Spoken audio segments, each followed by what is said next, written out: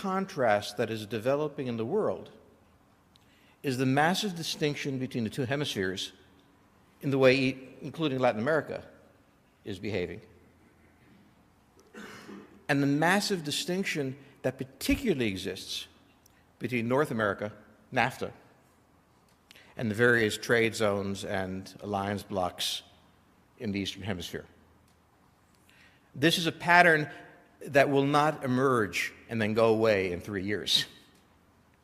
It is a fundamental shift, and an understandable and predictable one I'll try to make, that really ushers in a new phase of human history.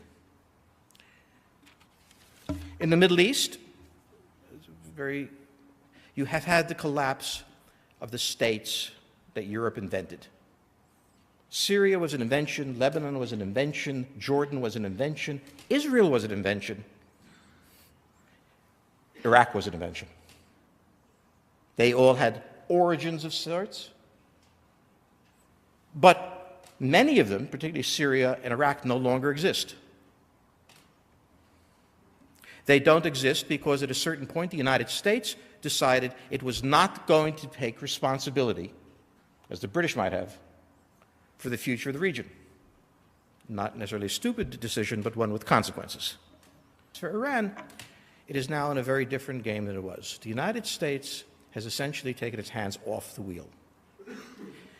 And there are 4 great powers in the region that can't leave: Israel, Turkey, Iran, Saudi Arabia. Saudi Arabia is a question mark. But let's say there's 4. The American strategy is to be not particularly friendly with anyone and not particularly hostile to anyone. So it is drawn a bit closer to the Iranians, a bit farther from the Israelis, deals with the Turks. This is called learning what the Romans did, learning what the British did, the balance of power. You don't send main force. The British never sent its entire military force into India. They played the various factions against each other and used local forces. And this is what you're seeing.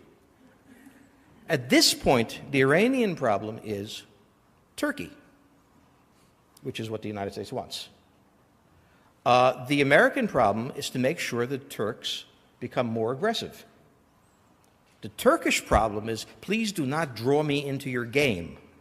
The American solution is, come to me, baby.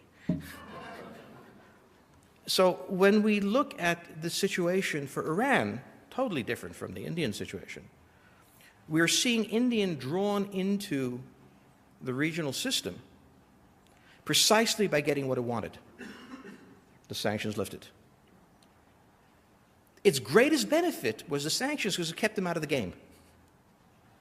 Now they have no choice. They must be involved in Iraq. Iraq fundamentally affects them. They therefore are doing what the United States would like them to do. The Russians are doing what the Americans want them to do. The United States does not want Assad to fall now. Later, yes. Earlier, yes. Now, no, because of ISIS.